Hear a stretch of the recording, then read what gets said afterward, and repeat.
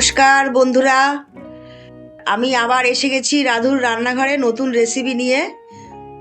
পুঁই মিটুলি আর পেঁয়াজকলি আলু এগুলো দিয়ে একটা নতুন রেসিপি, পেঁয়াজকলির একটা রেসিপি। এই পুঁই মিটুলি আর পেঁয়াজকলি একসঙ্গে এইভাবে রান্না করলে দারুণ লাগবে। তার জন্য কি কি লাগছে আমি একবার বলে দিচ্ছি। এই যে পুঁই মিটুলি নিয়ে নিয়েছি, এখানে হচ্ছে 300 গ্রাম আছে। আর পেঁয়াজকলি 250 গ্রাম। এখানে হচ্ছে 250 আলু আর 100 গাজর, 150 শিম আর 100 গ্রাম পেঁয়াজ আর 5-6 কোয়া রসুন, কাঁচা লঙ্কা। আর মশলা আছে সর্ষে, সাদা জিরে, কালো জিরে আর রাঁধুনি। এই কয়েকটা জিনিস ফোড়নে যাবে। আর হচ্ছে হলুদ, চিনি, আর এখানে আছে কাশ্মীরি রেড চিলি পাউডার অল্প 1/2 চামচ, জিরের গুঁড়ো 1 চামচ আর 1/2 চামচ গোলমরিচের গুঁড়ো, আর স্বাদ মতো লবণ আর তেল। এই লাগছে আমার করতে। গ্যাসটা অন করে নিচ্ছি।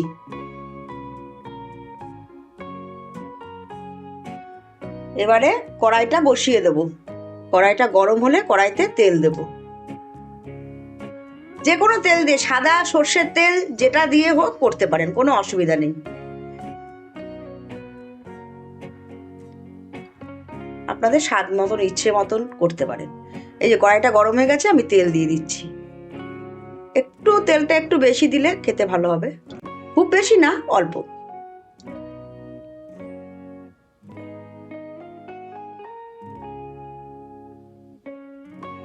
তেলটা গরম হয়ে গেছে, এবারে ফোড়ন দিয়ে দেবো মশলাগুলো।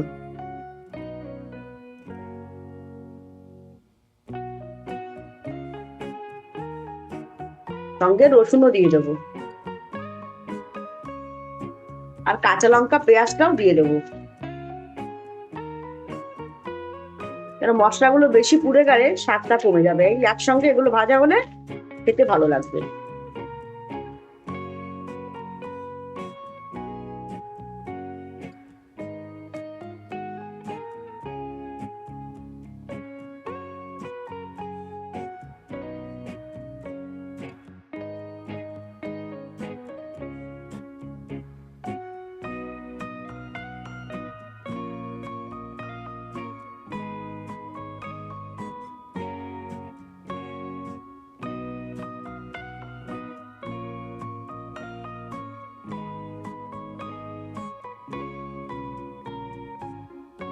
আঁচটা কিন্তু হাই ফ্লেমেই আছে।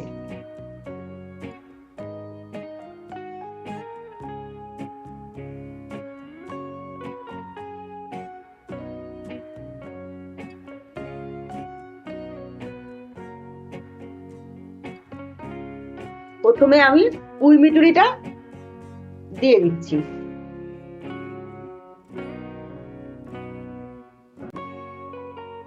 এবারে আমি আলু, শিম আর গাজর দিয়ে দেবো একসঙ্গে। এই যে আলু, শিম, গাজর।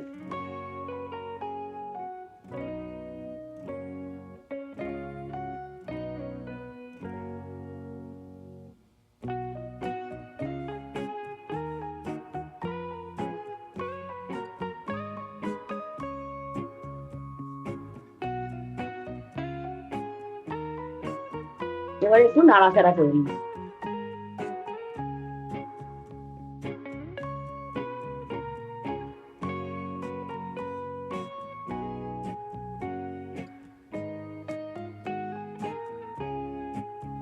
এগুলো একটু ভাজা হলে পেঁয়াজ কলিটা দেবো। এগুলো একটু ভাজা হয়ে গেছে এখন, এগুলো ভালোই ভাজা হয়ে গেছে। এখন আমি পেঁয়াজ কলিটা দিয়ে দেবো।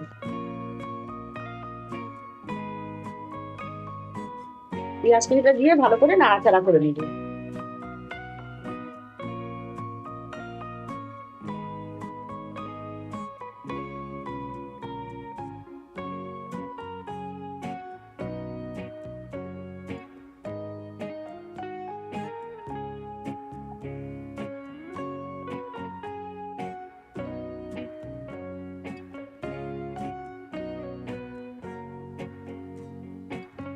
এখন একটু হলুদ দিয়ে দেবো।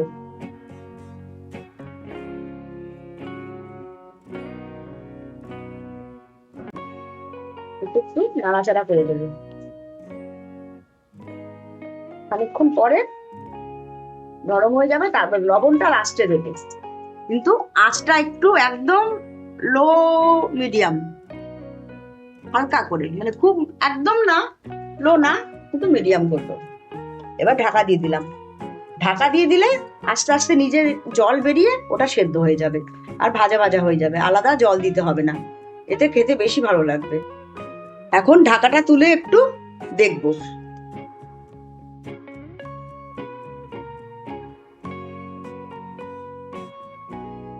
বাহ, এখন খুব সুন্দর নরম হয়ে গেছে।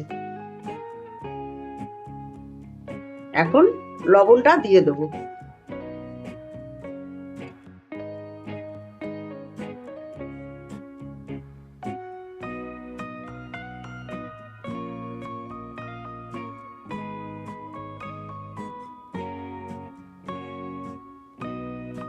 লবণটা দিয়ে মিশিয়ে আবার একটু ঢাকা দিয়ে দেবো।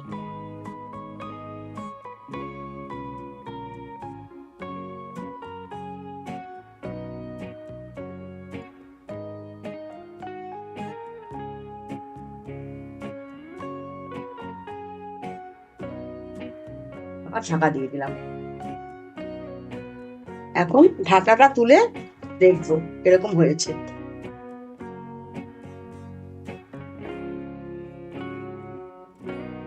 হয়েই গেছে, একদম খুব সুন্দর দেখতে হয়েছে। দেখুন এখনো কিন্তু আঁচ কিন্তু আমার একদম লো,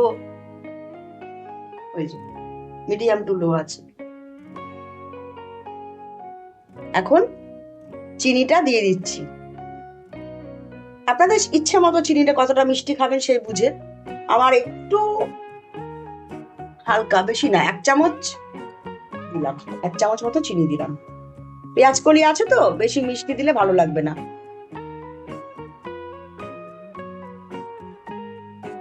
ঝালটাও বেশি করে দিতে হবে, তাহলে 1 চামচ চিনি দিলে ওটা ব্যালেন্স হয়ে যাবে, রান্নার টেস্টটা ভালো আসবে। নুন চিনির স্বাদ ঠিকঠাক হয় একটু চিনি দিলে, মিষ্টি হবে না, খেতে ভালো হবে। এবারে আঁচটা একটু বাড়িয়ে দেবো, নুন আর চিনির জলটা ভাজা ভাজা হয়ে যাবে, আর ঢাকা দিতে হবে না, সব সেদ্ধ হয়ে গেছে, সব সবজি সেদ্ধ হয়ে গেছে। এরকম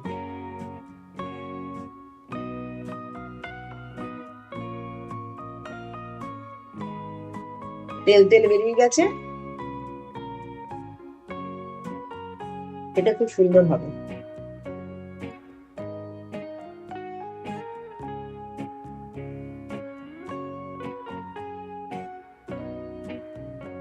হয়ে গেছে, গ্যাসটা অফ করে দিলাম। এবারে বাটিতে তুলে নিয়ে দেখাচ্ছি। এই যে একদম রেডি, বাটিতে তুলে নিয়ে চলে আসলাম। এটা গরম গরম ভাত দিয়ে, এই ধোয়া ওটা, এই ভাজা দিয়ে খুব সুন্দর খেতে লাগবে। এই দিয়েই পুরো ভাত খাওয়া হয়ে যাবে।